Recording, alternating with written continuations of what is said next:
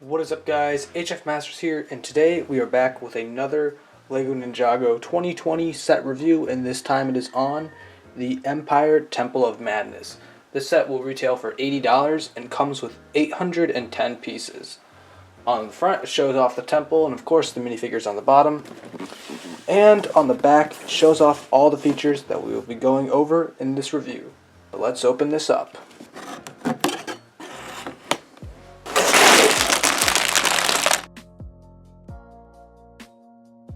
And here is the Empire Temple of Madness completely built. And I've got to say, this thing is actually very, very tall, and the build does a lot with mainly structure things. And this is both a good and a bad thing, which we will talk about a little bit later, because play features will lack if too much detail is being put into just the structure. And overall, there's a lot of nice things that they've done here, and it's just very impressive. For an $80 set, I feel like this, just at glance with the build, man, this really impresses me. I was not expecting it to be this big, and I'm just really happy with what we have here. And not only that, but I find this to be a very stable and very easy to lift and carry temple set. I know a lot of structures, it's either a hit or a miss, and for example, the Temple of the Ultimate Weapon from the Ninjago movie, I'm not too comfortable carrying this, but this temple, I'm totally fine with. I actually really like it. It feels very stable, and I think it's very well done, and there's a lot of details that we are going to be going over. So I'm going to divide this up in a couple sections. We're going to start with the bottom, we're going to go to the middle, then we'll talk about the top. So let's start with the bottom. This area is, well, I guess you could say it's a basement area over here. Not much going on. It's actually the lowest area of this temple, and it's basically just an entrance here. Now there are a couple things here. We've got these lamps over here, which are cool little decorative details. We do have this nice design with these blue tiles, the red tiles, a very interesting color scheme. They are just complete opposites, and they look great. And then there are a couple actual movable things. We do have this sign right here. This is a level 5 sign, kind of like, oh, it's the final level, you're entering, you've got to fight in this temple. And I'll talk about that vibe a little bit more as we go up and you see some of the things that are in here.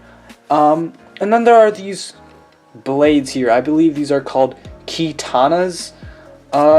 Two different colors, a purple and a green. Now I know for some of these there are stickers, however these ones, no stickers. You can take them out, very simple. Nice little details here. It's kind of like you made it here, so here you go. Here are 2 of them. However, there are 3 of these in these sets, except for the third one, the very top of the temple. We'll talk about that one a little bit later as well. Overall though, I like the bottom. This sticker, interesting, this can move up, so it's kind of like a entry point, if you would say. If this is up, well, I guess you're not getting in. This is down. This piece is actually a like translucent sticker, so that means your fingerprints, they can show up if you're not super careful with applying it. Either way though, even if you wanted to skip this sticker, it'd look fine without it. One last thing to mention about this bottom section is you can actually take this off. There are 2 connection points right over here, and you can simply just remove this however you want. You could keep this here, you can remove it. Very nice, simple thing. And then you've just got the temple all by itself without that bottom structure, looking fine. The first floor of the temple is probably the most interesting floor. It's definitely the biggest out of all the floors for the temple, and that's mainly because, well, first of all, there's a feature here, and then second of all, they have these little staircases that are used with the Technic Beams. Now, before I talk about either of those, I'd just like to mention, I love these railings here. They look really nice. Again, we have these tiles over here, looking fine. I like the tiles a lot. You see more of the tiles in the interior. However, the most interesting thing is this trans red shield that's in the way, and we can't see anything. And that does move And that's mainly because the top we do have a trans red-orange Katana that actually moves it. It's a feature that I will talk about later as we continue to move up, because you will be able to see it in a better way. Now, when you do open this, you do have on the left and the right a game and an over sign, basically for game over. I guess it's like if you get hit by that, it's game over. I'm not too sure, but it's a nice little signal. Again, it gives off that like, oh, you're in a video game kind of vibe. And then of course the interior, there's a lot going on here. You've got those red tiles that I mentioned are there. Very nice, and they're not all the same, so it's very interesting. And then there is the throne, which this does rotate. It's a very simple throne, and that is where the Emperor will sit. Very nice thing, very simple thing, and overall I like it. Sadly though, you go to the back here, couple stickers, couple screens, and these are actually interesting screens. One of this is like the Ninjago Island game. You've got just a ton of different video games. You've got like a dragon fighting game, and then the other two, not really too sure what they are. The one is just green dots, and I'm not sure what that other game is. The back doesn't look good though, obviously. And then sadly, that's really it. Not a lot of interior, except for, I guess, at the sides. The sides do have these steps, and there are these stickers with arrows on them, so it's basically just telling you, oh, you gotta go this way. Very simple thing. Again, it gives off that video game vibe, and just as a added addition kind of hard feature here, these do move. You can move them, so you can have these angled.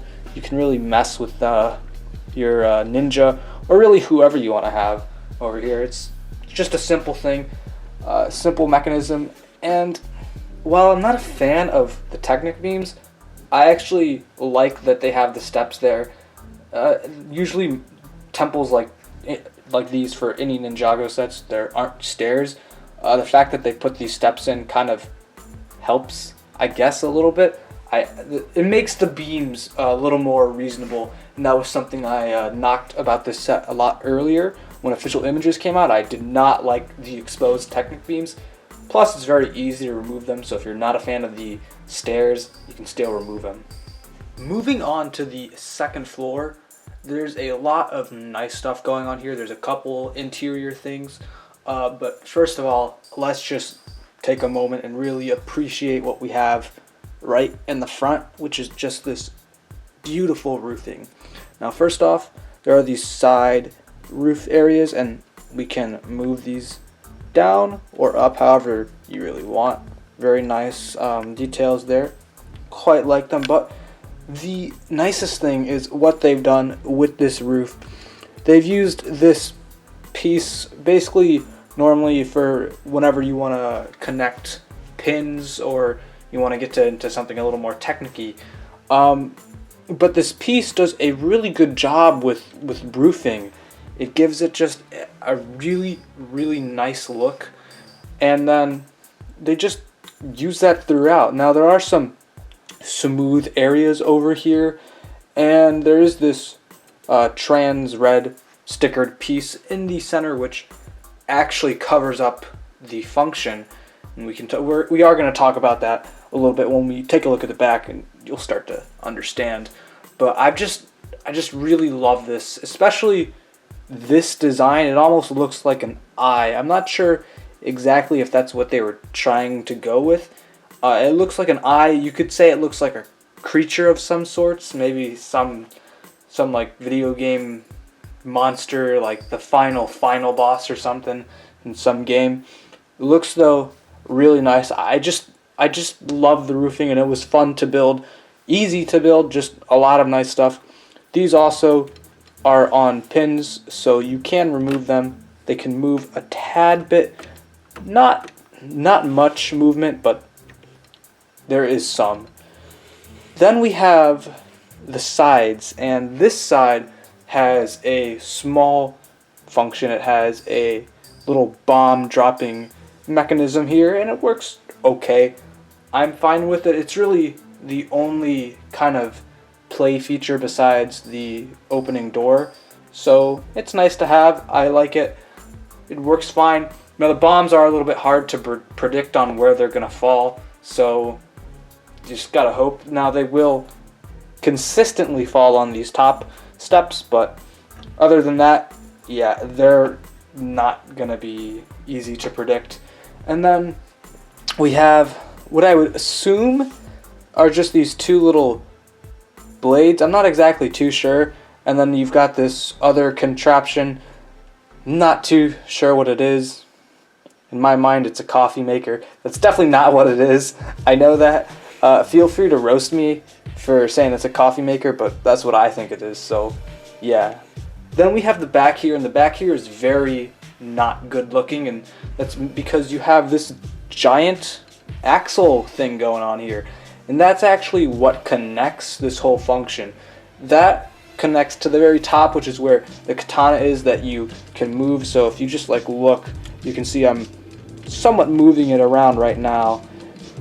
Very simple thing. They cover it up on the front, not on the back, so it doesn't look too good. And then the other side has a video game. It's got a nice video game here. That's cool. I liked that a lot.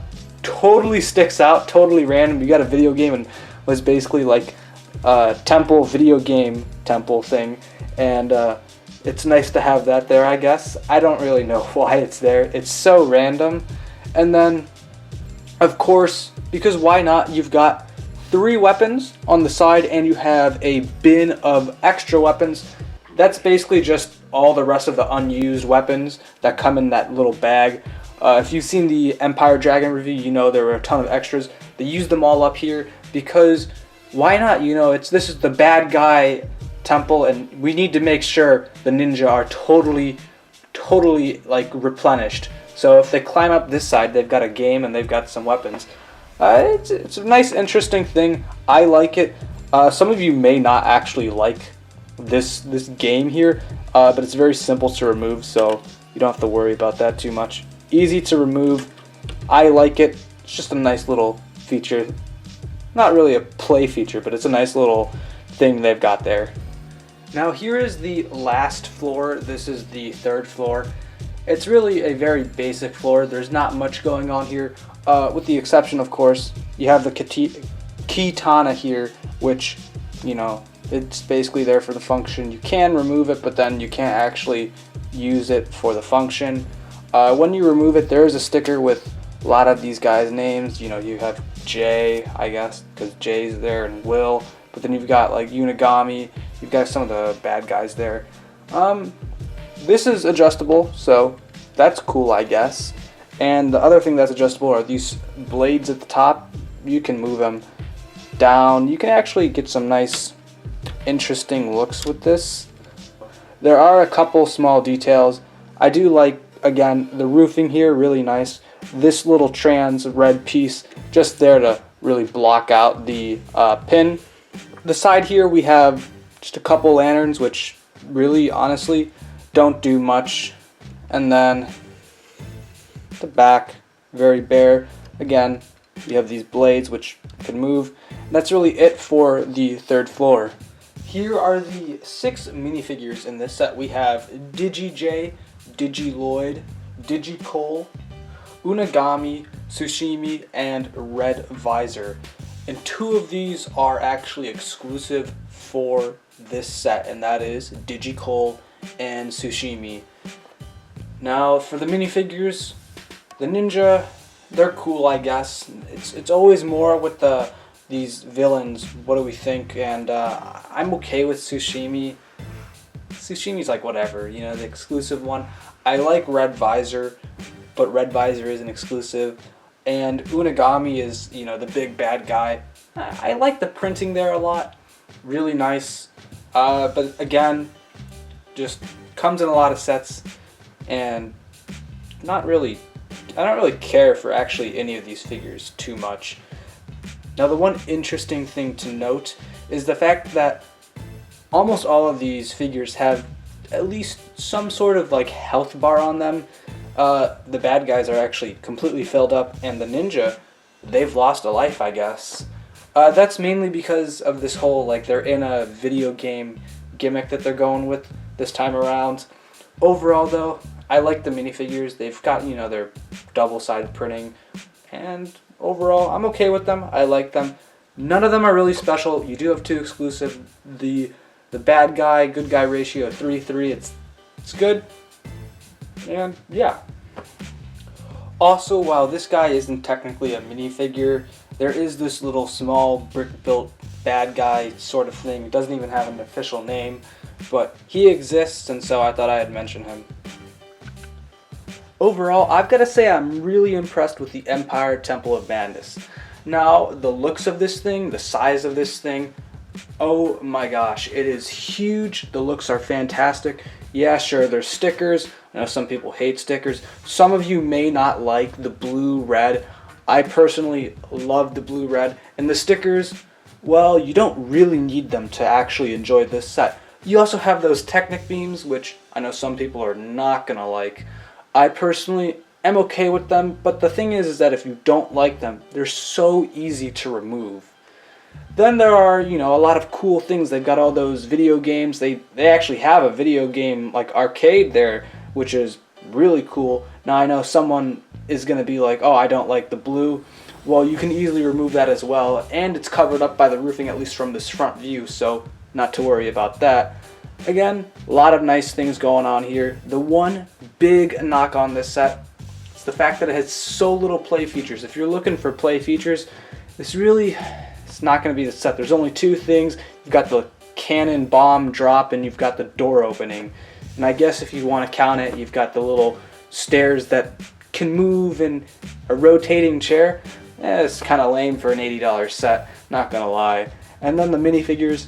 The minifigures are good. I like them. So overall, I personally really like this set. Now, it's hard for me to recommend it because it depends on what you want. If you're just a collector or if you want a nice structure, well, buy it. It's definitely worth it. But if you're looking for something to play with, if you like the play features, you like the gimmicks, you might want to wait for this one to go on sale, or you might just want to pass it completely.